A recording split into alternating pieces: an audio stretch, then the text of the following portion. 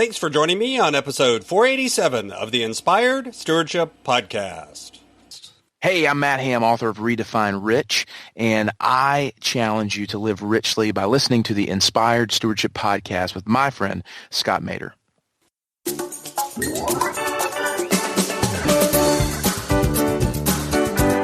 You're called to be a friend because that act is what begins to help create the kingdom here on earth. That act is what allows other people to begin to see the light of God in the things that you do. That act of being a friend is a loving spiritual act. Welcome and thank you for joining us on the Inspired Stewardship Podcast. If you truly desire to become the person who God wants you to be, then you must learn to use your time, your talent, and your treasures for your true calling. In the Inspired Stewardship Podcast, you will learn to invest in yourself, invest in others, and develop your influence so that you can impact the world.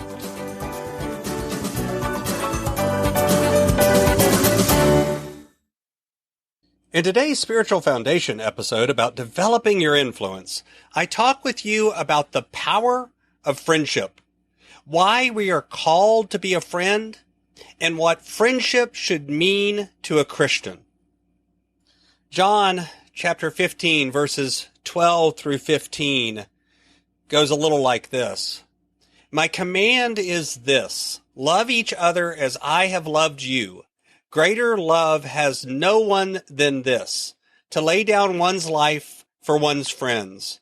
You are my friends if you do what I command. I no longer call you servants because a servant does not know his master's business. Instead, I have called you friends, for everything that I learned from my Father I have made known to you. You know, I think we've been talking with David about this power of friendship, especially for men. Not because women don't have this power, but because women oftentimes are better at exercising it than men. And the power of friendship is indeed one that shows up time and time again in the Bible. It really is a spiritual connection. You know, there's different words that we use for the different kinds of love that are used in Latin and in Greek. And what's interesting is one of those loves is the love of friendship. And if you think about it, you've probably had a few close friends in your life who, at the end of the day, are the people that can often speak into your life in a way that no one else can. And you would do a lot of things to help those people, to care for those people, to be there for those folks. You probably would go about and actually even consider, doing things that you might not normally do for these people. In very real ways, the power of friendship, much like the power of having a spouse or having a child, is really centered around the power of love. And the power of love is when you want the best for someone else, not because it's good for you, but because it's good for them. There's a sacrificial nature behind the power of friendship. And we are called to be a friend because the truth is, if more of us acted as friends for each other, as more of us acted out of that loving place, just imagine how much better the world would be. You could go through life and actually have people around you that are trying to help you succeed because it's good for you, not because it's good for them. You would be able to trust other people at a much deeper level. You would have other people cheering you on instead of tearing you down. Whenever it was your chance to step forward and shine, they would hold you up and help you and cheer you and pat you on the back. And when you stumbled and fall, they wouldn't laugh or point or judge you, but they would simply help you up and help you along the way.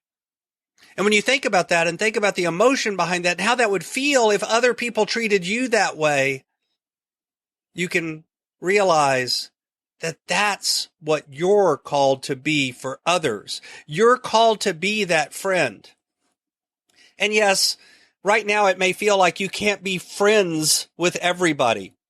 And you can't at some level. I mean, you can't invest the time and the energy to have the depth of relationship with each person in the world that is a true, close, deep friend. But you can be friendly with everyone. You can extend the hand of friendship first. You can be the brave one that goes first in a relationship and says thank you and smiles and says hello and is helpful to someone. You're called to be a friend because that act is what begins to help create the kingdom here on earth. That act is what allows other people to begin to see the light of God in the things that you do. That act of being a friend is a loving spiritual act. And we're called to do that each and every day. That is what we're called to do. That's what being a Christian really is. It's not about following a certain set of rules. It's about following the beliefs of Christ. And if you look at the examples in the Gospels, that's the example that Christ is setting time after time after time. He serves as a good friend. Even when he's angry, even when he lashes out and drives the moneylenders out of the temple, it's done not out of anger, not out of pride, not out of resentment, but out of this deep love and feeling that this place is a sacred place and therefore this business has no place here. It's defiling it. It was out of a sense of actual friendship, actual love, actual caring. And you can have the same thing. There are times that I get with my friends, and I will be honest, there are times that my friends even make me angry. They make me frustrated. They make me tired.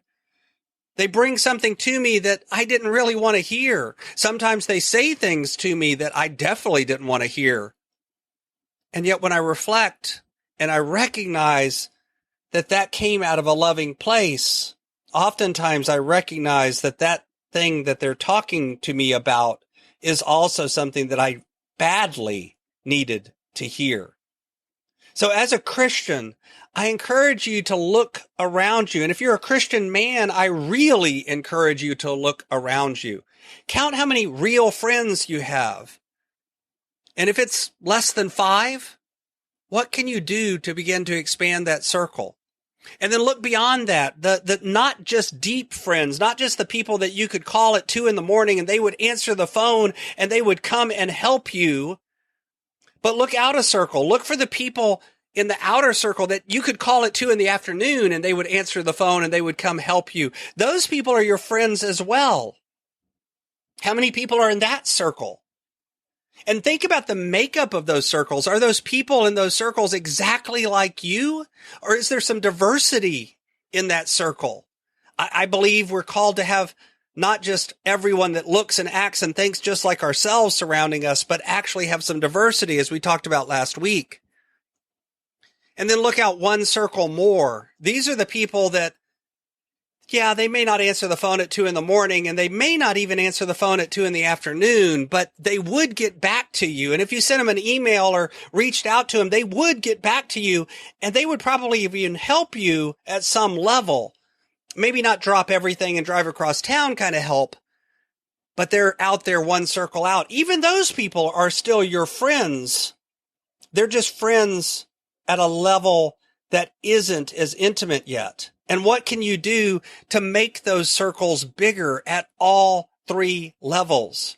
And I challenge you as you come into this season of the holiday and Thanksgiving to look at the people around you, especially those people that are closest to you. And I challenge you to not just be friendly, but to actually be a friend to those around you. Thanks for listening.